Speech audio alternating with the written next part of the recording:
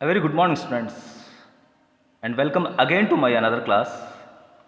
Today I am going to start lecture number 3 from chapter number 9, Heredity and Evolution, class 10. Students, next topic हम शुरू करते हैं die hybrid cross. तो आप heading डालेंगे. Previous lecture में हम मोनो हाइब्रिड क्रॉस के बारे में पढ़ चुके हैं कि मोनो हाइब्रिड क्रॉस क्या होता है. आज हम टॉपिक लेते हैं स्टूडेंट्स डाई हाइब्रिड क्रॉस. जैसा कि हम सभी जानते हैं कि जब एक पेयर कैरेक्टर्स की स्टडी की जाती है तब हम उसको मोनो हाइब्रिड क्रॉस कहेंगे, और जब दो पेयर कैरेक्टर्स की स्टडी की जाएगी तब हम इस क्रॉस को डाई हाइब्रिड क्रॉस कहेंगे. तो आप डेफिनेशन राइट करेंगे स्टूडेंट्स. सबसे पहले मैं डेफिनेशन बोल रहा हूं, आप देखिए. A cross between two plants having two pairs of contrasting characters. तो आप राइट करिए. A cross between two plants, मेरे साथ साथ आप राइट करते हुए चलिए. A cross between two plants having two pairs of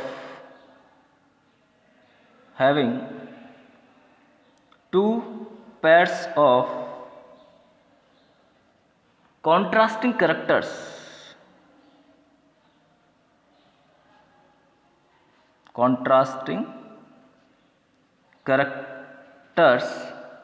is called as dihybrid cross, is known as called as dihybrid cross. तो अब डेफिनेशन राइट करेंगे स्टूडेंट्स. ऐसा क्रॉस जिसमें हम दो प्लांट्स के दो पेयर कैरेक्टरिस्टिक्स, कॉन्ट्रास्टिंग कैरेक्टरिस्टिक्स की स्टडी करेंगे तो उस क्रॉस को हम डाईहाइब्रिड क्रॉस कहेंगे. मेंडल ने अपना अगला एक्सपेरिमेंट डाईहाइब्रिड क्रॉस के ऊपर ही किया, और मेंडल ने टू प्लांट्स लिए जिसके अंदर उन्होंने दो कैरेक्टरिस्टिक्स चुने. तो आप देखेंगे हम डाईहाइब्रिड क्रॉस करवाते हैं तो सबसे पहले मेंडल ने येलो और राउंड, उसके लिए हम ये वाले सिंबल काम में लेंगे स्टूडेंट्स. इनका क्रॉस स्मॉल वाई वाई और स्मॉल आर आर से करवाया गया. तो ये वाले जो पौधे हैं, प्लांट्स हैं, वो आपके हो जाएंगे येलो और राउंड.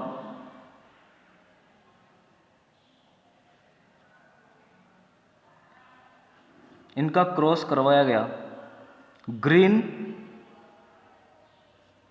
एंड रिंकल्ड पीच से.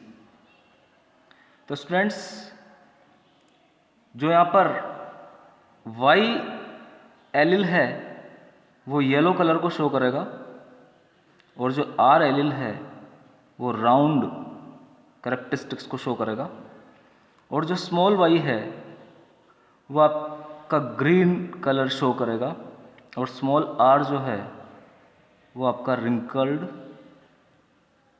जुरीदार बीज शो करेगा. यानी पीले और गोल बीज और ग्रीन और जुरीदार बीज के बीच में, हरे और जुरीदार बीज के बीच में जब क्रॉस करवाया गया तो हम इनके बीच में क्रॉस करवाते हैं. तो मेंडल को F1 जनरेशन इस प्रकार की प्राप्त हुई. जैसा कि आप सभी जानते हैं, हमने मोनो हाइब्रिड क्रॉस में भी देखा है, सारे के सारे जो प्लांट्स मिले वो येलो और राउंड मिले. F1 जनरेशन आपकी यहाँ पर हो जाएगी ये F1 जनरेशन. और F1 जनरेशन में स्टूडेंट्स सारे के सारे जो प्लांट्स हैं वो येलो और राउंड मेंडल को मिले. Yellow and round peach, all yellow and round peach. उसके बाद स्टूडेंट्स हम सेल्फिंग करवाते हैं वापस, सेल्फ पोलिनेशन या सेल्फिंग हम बोलेंगे, तो हम सेल्फिंग करवाते हैं। जो F1 जनरेशन से प्राप्त पौधे हैं उनके बीच में आगे सेल्फ पोलिनेशन करवाया जाएगा।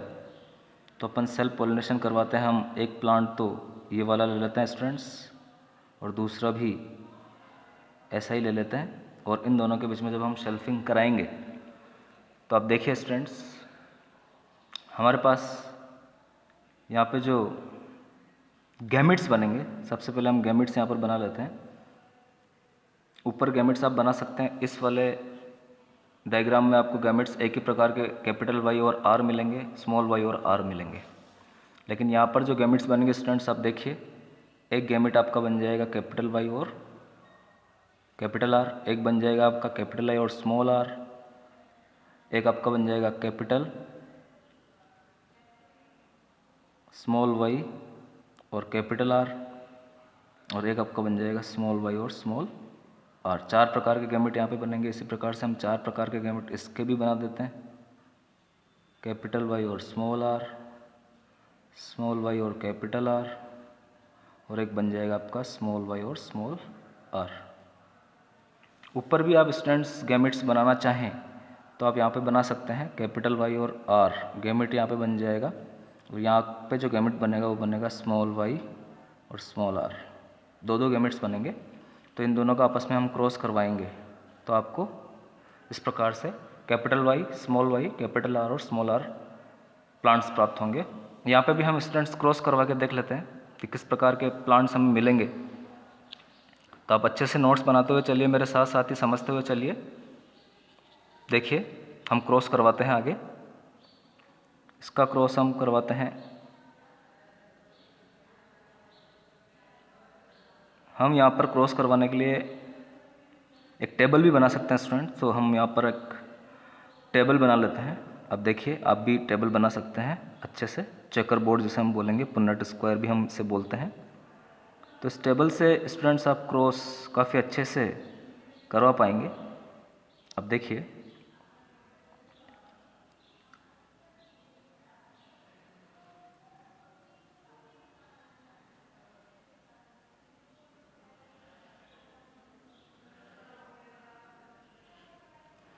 तो स्टूडेंट्स हम क्रॉस करवाते हैं।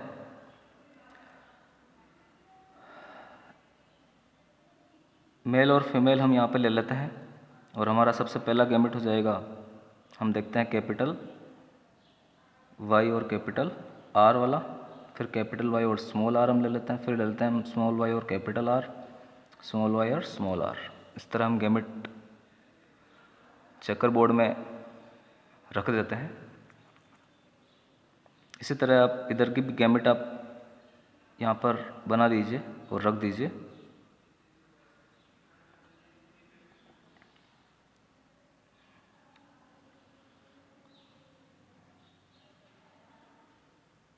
और एक गैमेट हमारा लास्ट वाला हो जाएगा स्मॉल वाई और स्मॉल आर। अब हम स्टूडेंट्स क्रॉस करवाते हैं। देखिए आप क्रॉस किस प्रकार से करवाएंगे। कुछ नहीं किया हम लोगों ने, जो ऊपर वाले गैमेट्स थे उनको इस चेकर बोर्ड में हमने व्यवस्थित कर दिया। इसे पुन्नेट स्क्वायर भी कहा जाता है, क्योंकि सबसे पहले रेजिनाल्ड सी पुन्नेट ने इसकी डिस्कवरी की थी, या उन्होंने इसे बनाया था। वो आपको आगे की क्लास में पढ़ना है।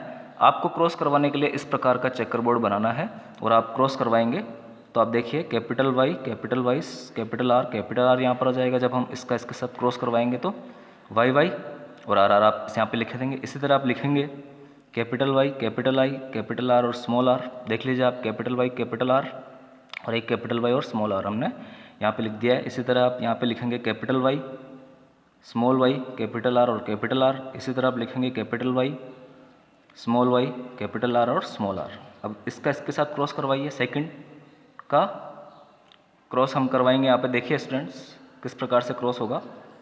Capital Y, capital Y, capital R और स्मॉल आर। वापस इसका इसके साथ सेकंड नंबर पे capital Y, capital I, small R, capital Y, small Y, capital R और small R, capital Y, small R और स्मॉल आर।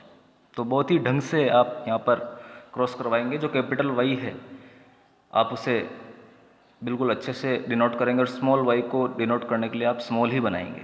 अगर आपने कैपिटल वाई और स्मॉल वाई को एक जैसा बनाया तो आप डिफ्रेंशिएट नहीं कर पाएंगे। तो जिस प्रकार से स्मॉल वाई लिखा जाता है आप उसी तरह लिखेंगे और कैपिटल वाई जिस तरह लिखा जाता है आप उसी तरह यहाँ पर राइट करेंगे। Capital Y, small Y, capital R और capital R, capital Y, small Y, capital R और स्मॉल आर। इसका हम क्रॉस करवा रहे हैं। फिर आपका small Y, capital R, small Y, capital R और स्मॉल आर। फिर आपका हो जाएगा capital Y, capital R, small R. फिर आपका हो जाएगा capital Y, small Y, R और R, small Y, capital R और स्मॉल आई, स्मॉल आर और। इस प्रकार से आपका क्रॉस कंप्लीट होता है। तो स्टूडेंट्स यहाँ पर हम रिजल्ट कैलकुलेट करते हैं। जो कैपिटल वाई, कैपिटल आर है ये आपका हो जाएगा येलो एंड राउंड। पहला वाला येलो और राउंड हम गिन लेते हैं। एक येलो और राउंड, एक, ये भी येलो और राउंड होगा, दो, ये भी येलो और राउंड होगा, तीन। येलो और राउंड होने के लिए एक कैपिटल वाई और कैपिटल आर कॉम्बिनेशन होना ज़रूरी है, क्योंकि कैपिटल वाई और कैपिटल आर जो है आपके डोमिनेंट है। तो तीन यहाँ पर येलो और राउंड। चौथा हम देखते हैं ये वाला भी येलो और राउंड होगा, चार। ये वाला भी येलो और राउंड हो जाएगा आपका, पाँच। ये वाला नहीं होगा, ये वाला येलो राउंड हो जाएगा, छः। ये वाला नहीं होगा, ये वाला येलो राउंड हो जाएगा, सात। ये वाला येलो राउंड हो जाएगा, आठ। और ये वाला येलो राउंड हो जाएगा, नाइन। तो स्टूडेंट्स हमें नाइन जो है वो मिल जाएंगे येलो एंड राउंड प्लांट। इस प्रकार से हम और देखते हैं जो बचे हुए हैं। अब स्मॉल वाई और स्मॉल वाई में कैपिटल आर और स्मॉल आर आ रहा है।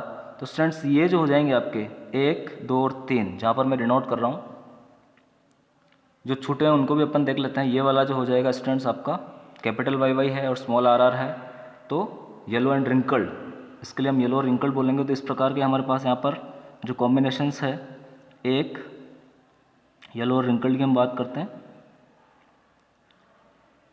एक, दो और तीन। तीन आपके येलो और रिंकल्ड हो जाएंगे और इसी तरह तीन आपके ग्रीन और राउंड हो जाएंगे। तो स्मॉल वाई और कैपिटल आर जहाँ पर आ रहा है स्टूडेंट्स वो ग्रीन और राउंड को शो करेंगे। तो आप यहाँ पे देखेंगे, अब ढंग से देख लीजिए वापस। 9 तो हमारे पास येलो और राउंड हो गए, और 1, 2 और 3 ये जो हो जाएंगे ये हो जाएंगे 3 ग्रीन और राउंड। और इसी प्रकार से 1 मैं डिनोट कर रहा हूँ, आप अच्छे से देखिए इसे, 1, 2 एंड 3 ये हो जाएंगे स्टूडेंट्स आपके येलो एंड रिंकल्ड। और लास्ट एक बचा हुआ ये वाला, बाकी सारे कंप्लीट हो गए। हम देख लेते हैं, ये आपके येलो और रिंकल्ड हो जाएगा, बाई डब्ल्यू से मैं शो कर रहा हूँ। ये भी आपका येलो रिंकल्ड हो जाएगा और ये भी आपका येलो रिंकल्ड हो जाएगा। ये आपका हो जाएगा students green and round, G R से मैं शो कर रहा हूँ। ये आपका ग्रीन एंड राउंड हो जाएगा, जी आर से मैं शो कर रहा हूँ। और ये आपका ग्रीन एंड राउंड हो जाएगा, और बाकी जो 9 है वो येलो राउंड हो जाएगा। और एक जो बचा हुआ है स्टूडेंट्स वो आपका हो जाएगा ग्रीन और रिंकल्ड, जी डब्ल्यू। केवल एक बचा हुआ जो है वो आपका हो जाएगा ग्रीन एंड रिंकल्ड। तो इस प्रकार से स्टूडेंट्स हमारे पास F2 जनरेशन यहाँ पर आती है डाई हाइब्रिड क्रॉस की। और आप इसे इसी तरह चेकर बोर्ड में बनाएंगे तो आपको अच्छे से समझ में आ जाएगा। और यहाँ का जो फिनोटाइपिक रेशियो आएगा स्टूडेंट्स वो आएगा 9:3:3:1। तो बहुत ही अच्छे ढंग से आपको यहाँ पे रेशियो लर्न करना है, याद करना है, क्योंकि हमने मोनो हाइब्रिड क्रॉस का रेशियो भी देखा था। जो रेशियो आया था हमारे पास, फिनोटाइपिक रेशियो आया था 3:1 और जीनोटाइपिक आया था 1:2:1। यहाँ पर हम जीनोटाइपिक रेशियो भी आगे लिखते हैं, देखते हैं जीनोटाइपिक रेशियो क्या आता है। उससे पहले आप फिनोटाइपिक रेशियो अच्छे से लिखिए और इसे समझिए कि हमने किस प्रकार से रेशियो निकाला है। आगे स्टूडेंट्स हम कंक्लूजन राइट करते हैं। तो सबसे पहले आप यहाँ पे फिनोटाइपिक रेशियो लिखेंगे, phenotypic ratio for dihybrid cross.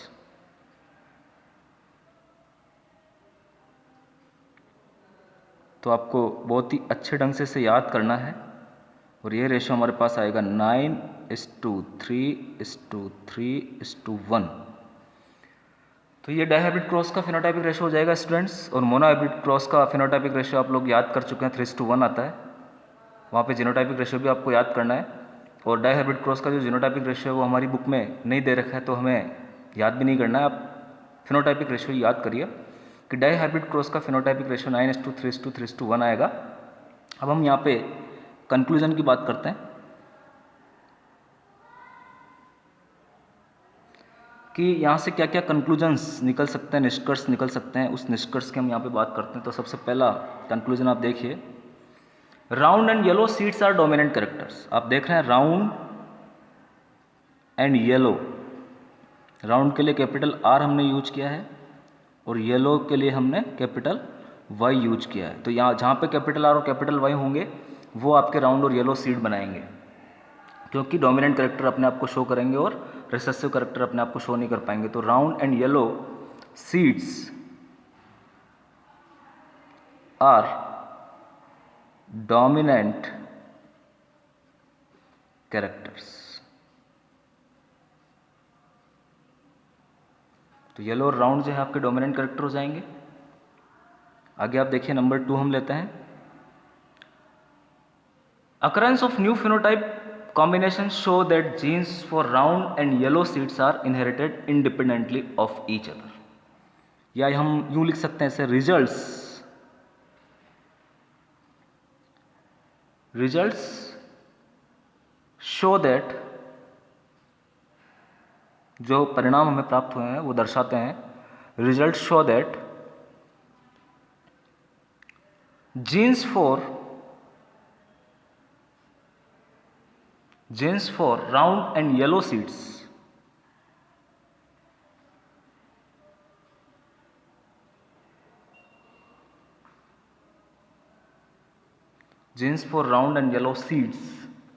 are inherited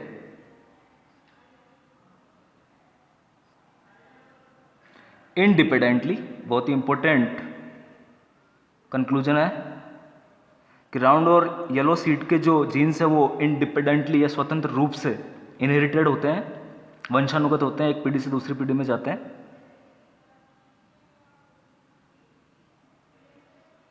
of each other. तो इस प्रकार से स्टूडेंट्स आप ये दोनों कंक्लूजन डाइहाइब्रिड क्रॉस में याद करेंगे कि डाइहाइब्रिड क्रॉस में जो कंक्लूजन है वो हमारे पास किस प्रकार से आ जाएंगे। आगे हम बात करते हैं स्टूडेंट्स 3 लॉज ऑफ इनहेरिटेंस, जो कि मेंडल ने अपने मोनोहाइब्रिड क्रॉस और डाइहाइब्रिड क्रॉस के आधार पर दिए। उन लॉज को भी हम यहाँ पर राइट कर लेते हैं। आप देखिए, on the basis of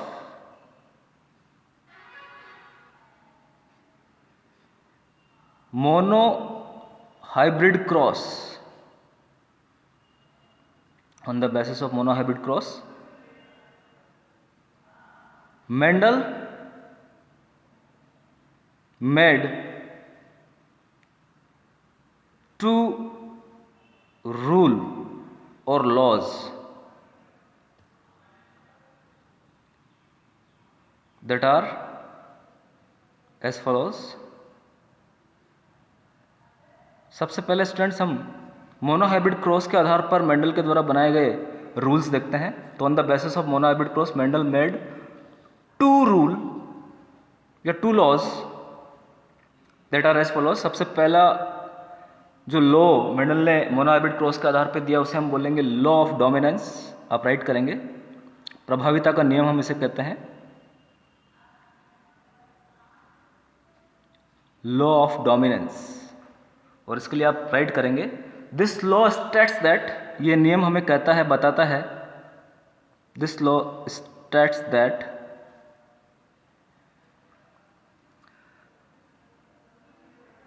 when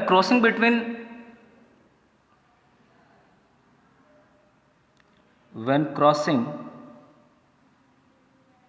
between when crossing between organisms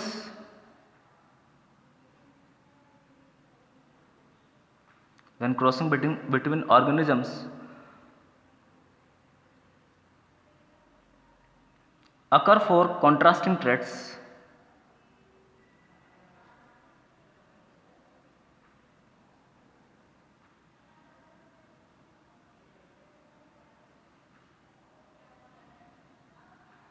This law states that when crossing between organisms occur for contrasting traits, only one character of the pair expresses.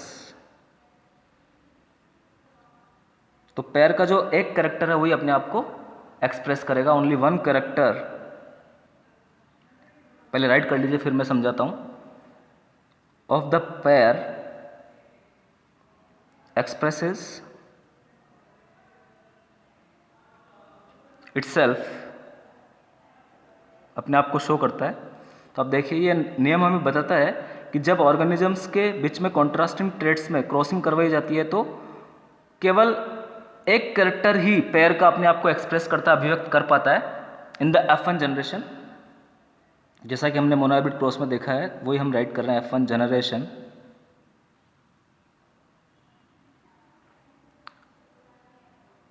The character that expresses itself is called dominant. The character, जो character अपने आप को show करता है उसे हम dominant character कहेंगे। The character that expresses itself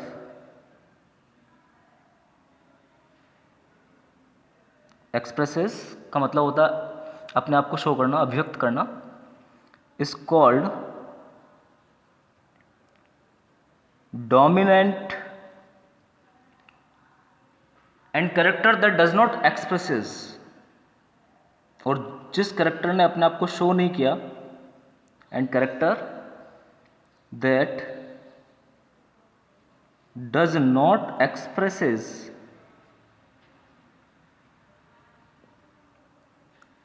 itself is called as recessive। जैसा कि हम पहले पढ़ चुके हैं स्टूडेंट्स, तो मोनोहाइब्रिड क्रॉस के बेस पर जो सबसे पहला रूल बनाया गया वो लॉ ऑफ डोमिनेंस बनाया गया। तो आप इसे याद रखेंगे कि this law states that when crossing between organisms के बीच में हम क्रॉसिंग करवा रहे हैं, अकर फॉर कॉन्ट्रास्टिंग ट्रेट, वो हो रही है या होती है कॉन्ट्रास्टिंग ट्रेट के लिए, तो only one character of the pair expresses, केवल एक कैरेक्टर जो है पेयर का, मोनोहाइब्रिड में हमने एक पेयर कैरेक्टरिस्टिक्स लिए तो उस पेयर का एक कैरेक्टर अपने आप को एक्सप्रेस करेगा या करता है, और दूसरा जो है वो अपने आप को एक्सप्रेस नहीं करता है F1 जनरेशन में। तो जो करता है उसे हम डोमिनेंट कैरेक्टर बोलेंगे और जो नहीं करता उसे हम रिसेसिव कैरेक्टर कहेंगे। तो आप अच्छे से ये लॉ याद करेंगे students, very very important. Second law की हम बात करते हैं जो कि मोनोहाइब्रिड क्रॉस के बेस पर ही दिया गया है। उस लॉ का नाम हो जाएगा law of segregation.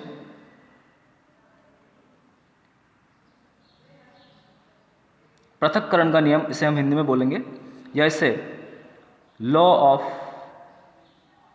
Purity of gametes भी कहते हैं। तो दोनों ही नाम आप याद रखेंगे स्टूडेंट्स अच्छे से, law of segregation and law of purity of gametes. और ये रूल भी आपका, ये लॉ भी आपका मोनोहाइब्रिड क्रॉस के बेस पर ही दिया गया।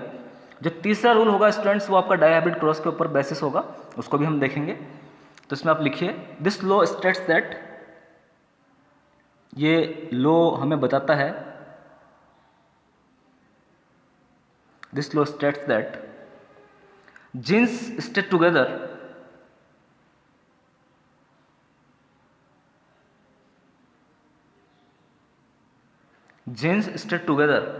and segregate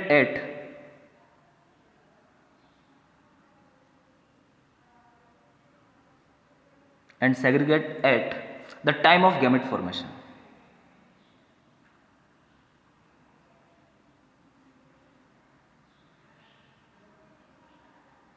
तो आप इसे समझिए स्टूडेंट्स, ये रूल क्या बोलता है कि जीन्स जो है वो एक साथ पाए जाते हैं, एक साथ रहते हैं, एक साथ स्टे करते हैं, लेकिन गैमेट फॉर्मेशन के दौरान या युग्मकों के निर्माण के दौरान ये आपस में सेग्रीगेट हो जाते हैं या पृथक हो जाते हैं। सेग्रीगेट का मतलब होता है आइसोलेट होना, पृथक होना या अलग हो जाना।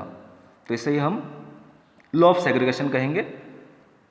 जैसा कि मोनोहाइब्रिड क्रॉस के बेस पर जब हमने F1PD देखी तो लॉ ऑफ डोमिनेंस हमें मिला, और जब हमने मोनोहाइब्रिड की F2PD देखी तो हमें लॉ ऑफ सेग्रीगेशन मिला, जहाँ पर हमें 1:2:1 रेशो मिलता है। Pure tall plants, impure tall plants और प्योर ड्वार्फ प्लांट हमें मिले, तो उसके आधार पर हमने या मेंडल साहब ने लॉ ऑफ सेग्रीगेशन बनाया।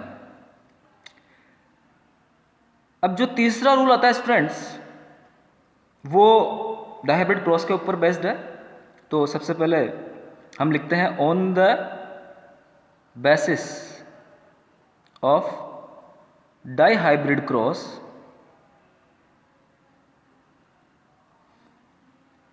Mendel made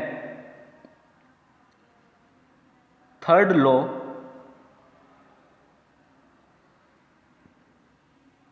as follows. तीसरा जो रूल था स्टूडेंट्स मेंडल का, वो डायहाइब्रिड क्रॉस के ऊपर बेस्ड है। आप बिल्कुल अच्छे से याद रखेंगे कि जो दो रूल है वो मोनोहाइब्रिड क्रॉस के ऊपर बेस्ड है, और जो तीसरा रूल हो जाएगा आपका वो डायहाइब्रिड क्रॉस के ऊपर बेस्ड है, जिसका नाम हो जाएगा आपका लॉ ऑफ इंडिपेंडेंट असॉर्टमेंट। तो जो कंक्लूजन हमने निकाला स्टूडेंट्स, उसी के आधार पे ये रूल बनाया गया, law of independent assortment, Hindi में से स्वतंत्र अपयून का नियम हम बोलते हैं। दिस लॉ स्टेट्स दैट, ये लॉ हमें बताता है, this law states that when crossing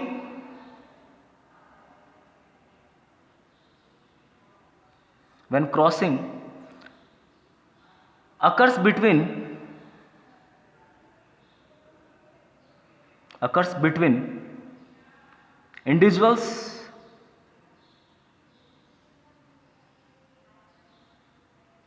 differing in two or more than two pairs of contrasting characters. क्योंकि स्टूडेंट्स यहाँ पर दो पेयर कॉन्ट्रास्टिंग कैरेक्टर हम स्टडी करेंगे डायहाइब्रिड क्रॉस में, तो हमने यहाँ पे राइट किया है कि this law states that when crossing occurs between individuals differing in two or more than two pairs of contrasting characters. ऐसे इंडिविजुअल्स जो कि दो या दो से अधिक पेयर्स कॉन्ट्रास्टिंग कैरेक्टर में डिफरिंग शो करते हैं या डिफरेंस शो करते हैं, उनके बीच में जब क्रॉस करवाया जाएगा, आगे आप राइट करेंगे that inheritance of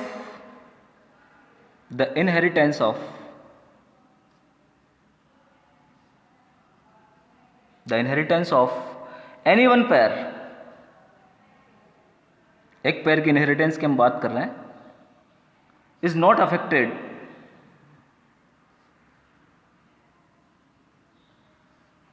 by the presence of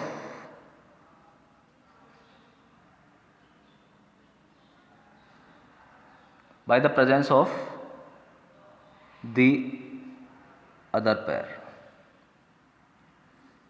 यानी जब हम दो पेयर कैरेक्टरिस्टिक्स या उससे ज़्यादा कैरेक्टरिस्टिक्स की स्टडी कर रहे हैं, तब इनहेरिटेंस जो होगी एक पेयर की, वो दूसरे पेयर के द्वारा अफेक्ट नहीं की जाएगी या प्रभावित नहीं होगी। दोनों ही पेयर स्वतंत्र रूप से असॉर्ट करेंगे या अगली पीढ़ी में जाएंगे, तो इसे हम लॉ ऑफ इंडिपेंडेंट असॉर्टमेंट कहेंगे स्टूडेंट्स। तो इस प्रकार से मेंडल के तीनों नियम, द तीन रूल जो आपको पढ़ने हैं, law of dominance, law of segregation, law of independent assortment, वो कंप्लीट हो जाते हैं। मोनोहाइब्रिड क्रॉस हमने प्रीवियस लेक्चर में पढ़ा था, डायहाइब्रिड क्रॉस हमने यहाँ पर देखा है। आप बहुत ही अच्छे ढंग से, इत्मीनान से, धीरे धीरे समझते हुए आप उसे बनाएंगे तो आपको समझ में आ जाएगा। तो इस प्रकार से स्टूडेंट्स हमारा ये लेक्चर यहीं पे ख़त्म होता है। Thank you very much.